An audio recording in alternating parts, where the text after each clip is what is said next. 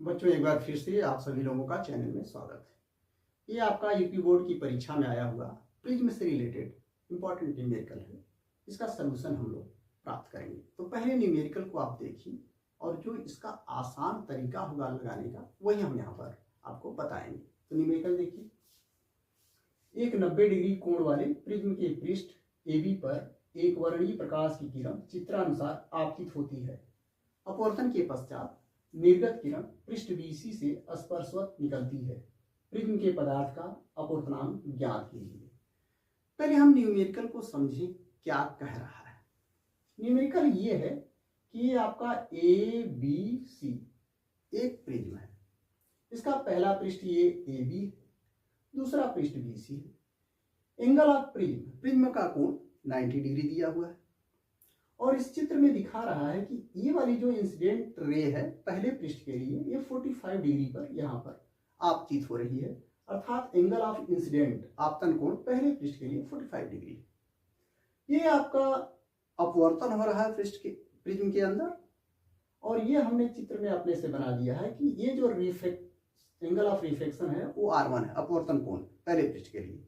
अब ये किरण आगे दूसरे पृष्ठ पर जा रही है और दूसरे पृष्ठ से जब ये बाहर निकल रही है तो ये निर्गत किरण जो निकल रही है, ये एरो दिखाया हूं, ये BC सतह के स्पर्शी निकल रही है। तो आपको बताना है कि इस प्रिज्म के पदार्थ का रिफ्लेक्टिव इंडेक्स क्या होगा, उसकी वैल्यू कितनी होगी। अब इसको आप समझिए, अगर आप क्रिटिकल एंगल पढ़े हैं तो आपको समझ में आ जाएगा। बहुत आसान सी चीज क्या, वही कि अगर प्रकाश इस तरह से जा रहा है और इधर बाहर निकल रहा है, ये जो बाहर निकल रही है किरण 90 डिग्री, इसका मतलब कोण हो गया, स्पर्शीय है, इसका मतलब ये परपेंडिकुलर होगा तो 90 डिग्री। इसका अर्थ हुआ कि अगर केवल BC पृष्ठ को हम देखें तो ये आपतन कोण हुआ, ये अपवर्तन कोण हुआ। तो अपवर्तन कोण 90 डिग्री है और ये 90 डिग्री हुआ, इसका अर्थ ये प्रकाश किरण इसको इधर जाना था, ये इधर आ गई, इसका मतलब हुआ कि ये डेंसर मीडियम है, ये रेयरर मीडियम है। तो जब प्रकाश किरण सघन से विरल माध्यम में जाती है और जो अपवर्तन कोण है, एंगल ऑफ रिफ्लेक्शन, वो 90 डिग्री होता है, तो जो इंसिडेंट एंगल होता है आपतन कोण, वो क्रांतिक कोण के बराबर होता है। अर्थात ये वाला जो कोण है R2 इस प्रिज्म के लिए क्रांतिक कोण है। तो क्रांतिक कोण को हम सामान्यतः C से दर्शाते हैं और क्रांतिक कोण और रिफ्रैक्टिव इंडेक्स में जो रिलेशन होता है वो हम जानते हैं n बराबर 1/sin C होता है, जहां n रिफ्रैक्टिव इंडेक्स होता है। तो अगर हम कहें प्रिज्म के पदार्थ का रिफ्रैक्टिव इंडेक्स अगर n है तो ये फार्मूला आपको मिल जाएगा n = 1 और divided by sine C। C क्या है? क्रिटिकल एंगल है। किसके लिए? जो प्रिज्म दिया है उसके पदार्थ के लिए। यहां पर ये R2 क्रिटिकल एंगल हुआ तो R2 आपका एक तरह से C के बराबर है, तो R2 की जगह आप C लिख सकते हो। ये फार्मूला आसानी से n का मिल गया आपको। यहां से साइन C आप निकालेंगे तो साइन C आपको मिल जाएगा, साइन C बराबर हो जाएगा 1/n, reflective index of prism.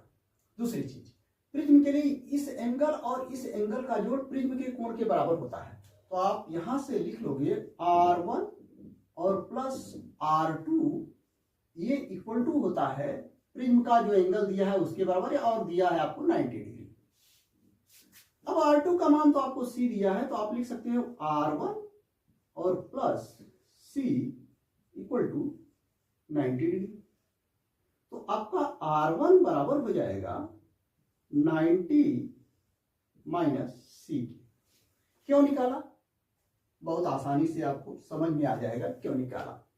इस पृष्ठ के लिए अगर इसका रिफ्रैक्टिव इंडेक्स निकालना है तो अगर हम कहें ये I1 कोण है तो I1 का मान आपको दे दिया है I1 = 45 डिग्री। तो इस पृष्ठ के लिए प्रिज्म के पदार्थ का अपवर्तनांक n बराबर होगा साइन I/sin R। तो पहले पृष्ठ के लिए साइन I1 और divide by R1।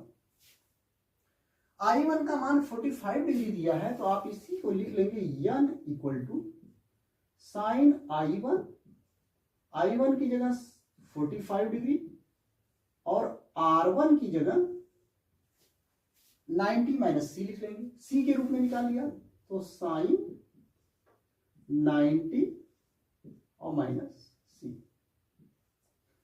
Sign 90 minus theta cos theta के बराबर होगा, तो ये cos c के बराबर होगा। यहां पर ध्यान दीजिए n इक्वल टू हो जाएगा साइन 45 की वैल्यू 1/√2 और ये हो जाएगा आपका cos c की। यहां से cos c निकाल सकते हैं आप, तो cos c बराबर हो जाएगा, ये इधर आएगा ये इधर आ जाएगा, तो हो जाएगा 1 डिवाइड बाई √2 और n आ गया। आपको दो इक्वेशन मिल गए, साइन सी 1/n के इक्वेशन नंबर 1 और cos c बराबर आपका हो गया 1/√2 n की। अब इससे साइन सी और cos c मिल गया तो आप n की वैल्यू निकाल लोगे।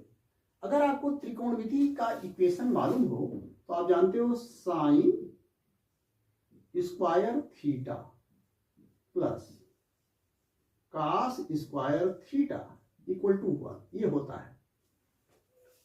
यहां थीटा की जगह आप ये भी लिख सकते हो कि sine square C plus cos square C equal to 1।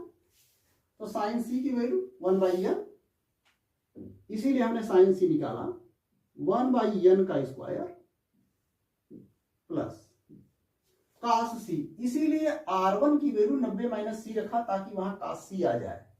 तो cos c की वैल्यू दिया है 1/√2, ये हमने निकाला है 1/√2 सॉरी ये cos c की वैल्यू है, तो इसका स्क्वायर इक्वल टू 1, ये हो गया, ये वैल्यू हमने जो निकाला है। अब इसका स्क्वायर हो जाएगा तो 1/n का स्क्वायर प्लस 1/√2 है, तो √2 का स्क्वायर 2 हो जाएगा और n का स्क्वायर n स्क्वायर हो जाएगा और इक्वल टू ये 1 हो गया।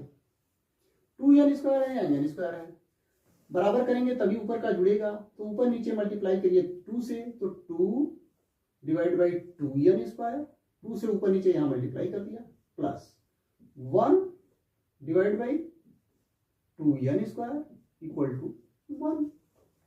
2n स्क्वायर यहां भी हो गया और यहां भी हो गया, तो 2 + 1 3 हो गया, तो 3 divide by 2n square equal to 1 हो गया, या n स्क्वायर इक्वल टू क्या हो जाएगा, ये इधर चला जाएगा तो 3/2 हो जाएगा, अर्थात n स्क्वायर बराबर आ गया 1.5। n बराबर क्या हो जाएगा, √1.5। अब इसका वर्गमूल आप ले लेंगे तो n बराबर आ जाएगा आपको 1.224। तो ये आप जो होगा आपका प्रिज्म के पदार्थ का रिफ्रैक्टिव इंडेक्स 1.224 होगा।